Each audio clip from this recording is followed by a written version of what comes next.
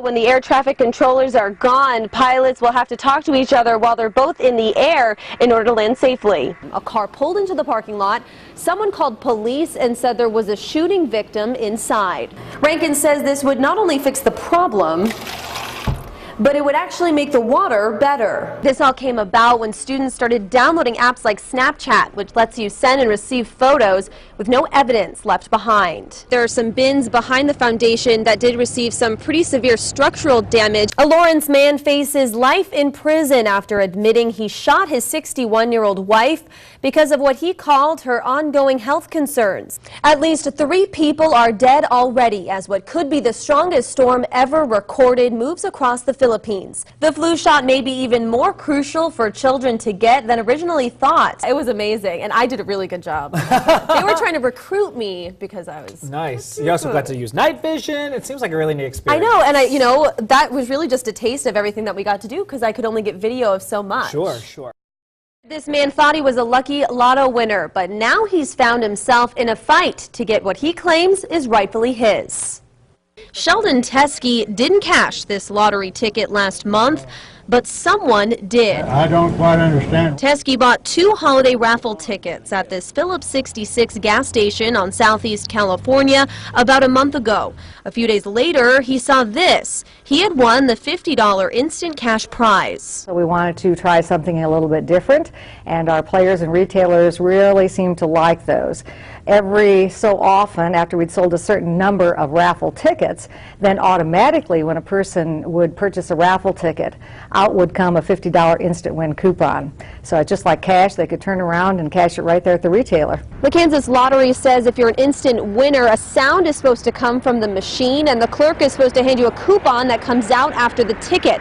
But Teskey says neither of those things happened. Nobody said anything, no bells went off, no nothing. So after he realized he was a winner, he went to the Kansas Lottery, only to find out it had already been cashed. The manager of this store, who does not want to be named, says he needs until Monday to verify that the ticket was cashed and check to see if it was a clerk here who did it. What happens once you check the paperwork if it comes out that she did cash the ticket? I need to recover from her. I need to take action on her. I'm going to refund his money. Do you believe that he's going to give you the $50 on Monday like he says? I think he's going to be forced to. Or he won't be selling any more lottery tickets probably. The Kansas Lottery is investigating, so they wouldn't comment specifically on this case. But they say it's an isolated incident, and there were only a few people with issues out of 5,000 instant cash winners. So overall, they say the new prize was a success. It's something Topeka mother Sarah McGee never thought she'd do.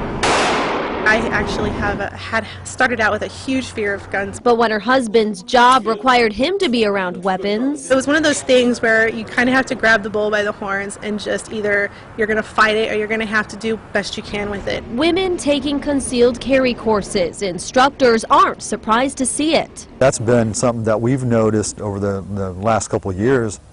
And has been a really big change and a welcome change is having a lot of ladies in class. Loading, holding, and firing a gun to be prepared for a potentially dangerous situation. This may be where all the action happens, but it all starts in the classroom. The number one thing that we are concerned with in the concealed carry class is the law. It's teaching people how to go out and be responsible with their firearm if they are in a self-defense situation. Things like where you can take a gun, how to properly conceal it, and what not to do if you're carrying. It's just white knuckle it, don't white knuckle it. But some encourage even more education. Topeka police officer Michael Cruz says officers get about 80 hours of training with firearms, while these folks get 8. There's a difference between a high school degree and a college degree and a master's degree. So obviously the more education you get, the safer you are and the safer the general public would be. McGee's hope? Obviously to gain, some good knowledge, some basic skill to kind of build on, and also come away with a little bit more confidence of when I'm handling my weapon. And to know that I'm going to safely and accurately shoot it if I ever need to. It's a situation she hopes will never happen, but wants to be ready if it does. Do I feel comfortable that I will make the right call legally? Yes. Do I know how I'm going to respond in the event of that, no, but I would hope that I would be able to go home and sleep at the end of the night. Physically and legally protected.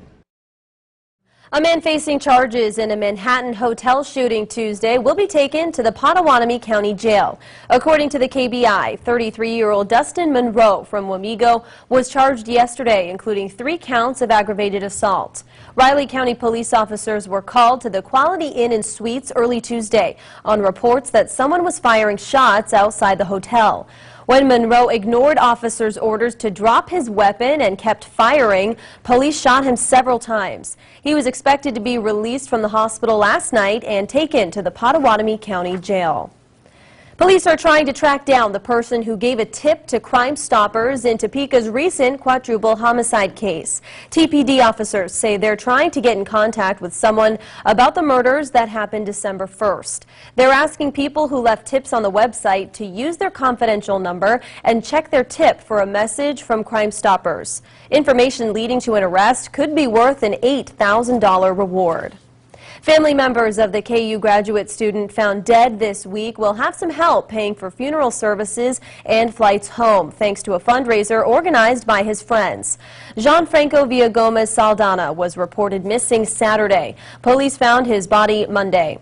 Friends have started a fundraiser on PayPal to raise money. The funds will pay for airfare for his family in Peru, funeral costs, and to send his belongings back home.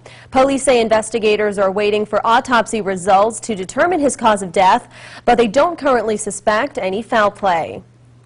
The Republican-controlled House voted yesterday to approve a compromise federal budget plan. It passed on a 332-94 vote and goes to the Democratic-led Senate, which is expected to approve it next week. The deal was worked out by House Budget Chairman Paul Ryan and Senate Budget Committee Chairwoman Patty Murray. It removes the threat of a government shutdown for 2 years. The state of Kansas expects to save more than $200,000 a year by closing down some rest areas west of Junction City on I-70.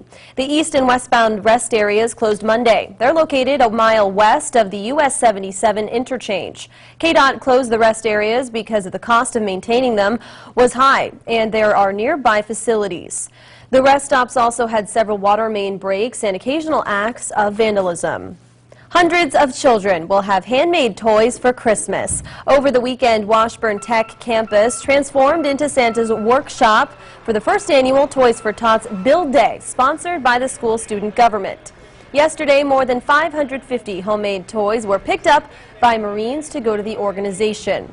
Students, instructors, and some Boy Scouts worked together to make more than 500 toys, including step stools, beatbox drums, and hobby horses. Organizers said it's a chance to help out the community and give back to those less fortunate. And Tom, if people still do have some Christmas shopping to do, tonight might not be the night to do it. Yeah, unfortunately, we are tracking in some nastier weather.